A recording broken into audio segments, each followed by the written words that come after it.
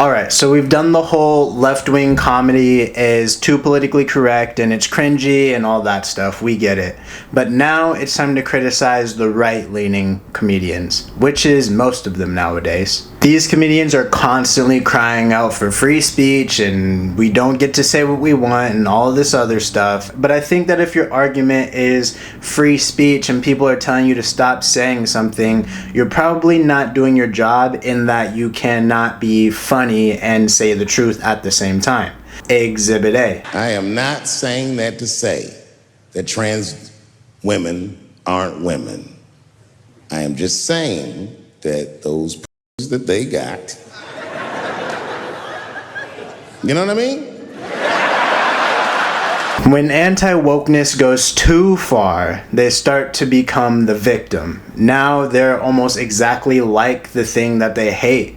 They're all like, oh my god, the authoritarian left, I can't say anything, I'm so oppressed, this and that. Oh, I didn't realize you were such a victim, guys. Bill Burr is one of the only left-leaning comedians left, and he is absolutely killing it right now. Everywhere he goes, he's making headlines for poking fun at the right. We're one of the best-selling shoes of 2023, your favorite shoe. Oh, they brought it back? Yeah, they brought it back. Well, they brought it back a couple of times, and they went with cheaper leather. Okay. You know what I mean? Because some corporate cunt had to give himself a fucking bonus check at the end of the year. What if we made it worse?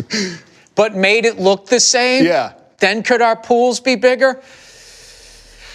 Not Free okay. Luigi!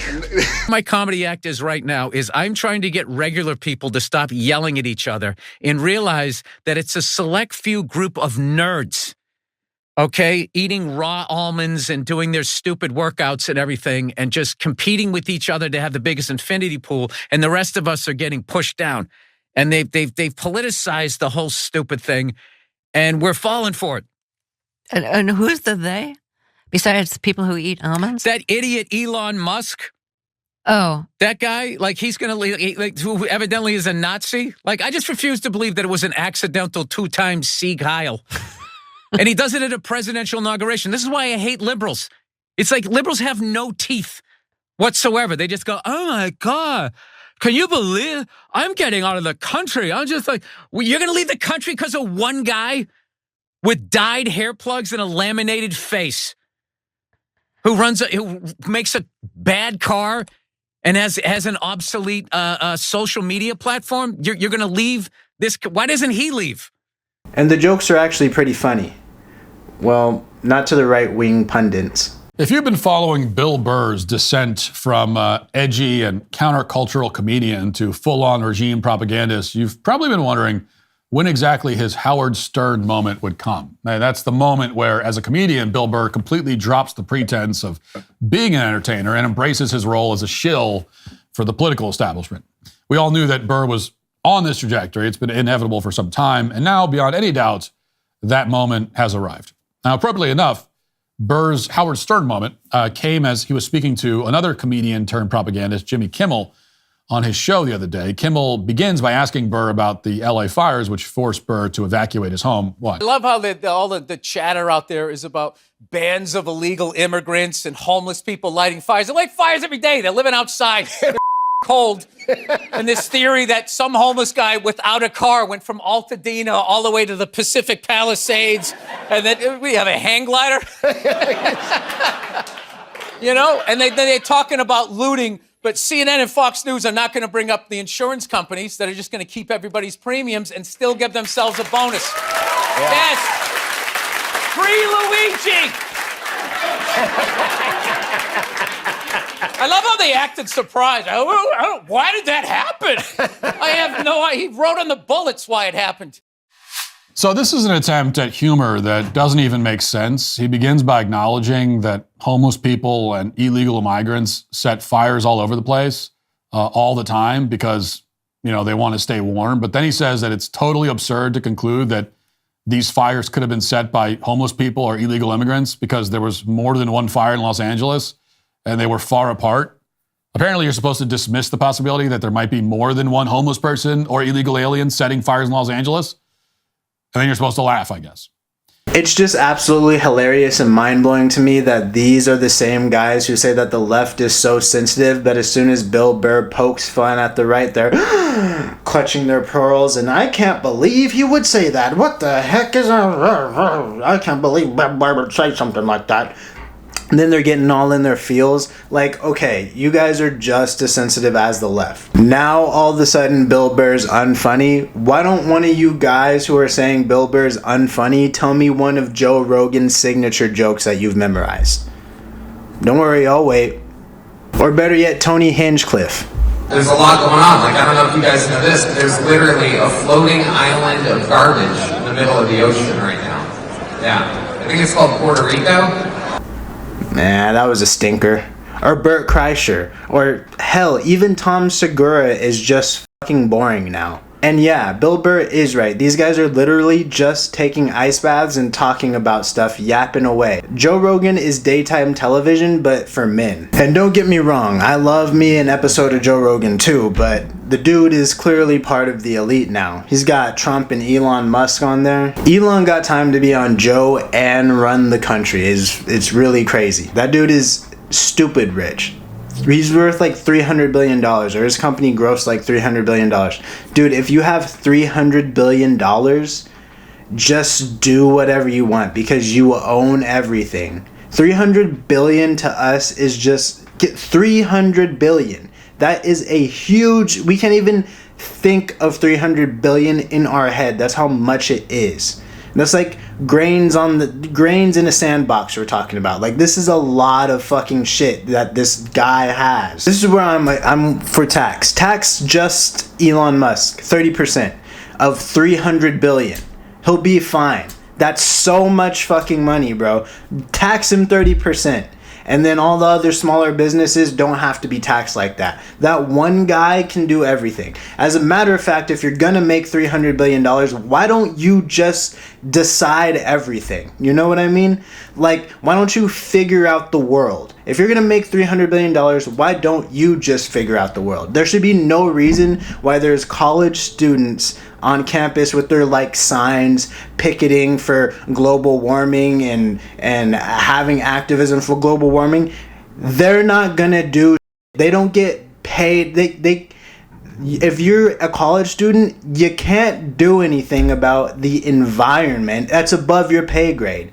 You know whose pay grade it's in? Elon Musk's.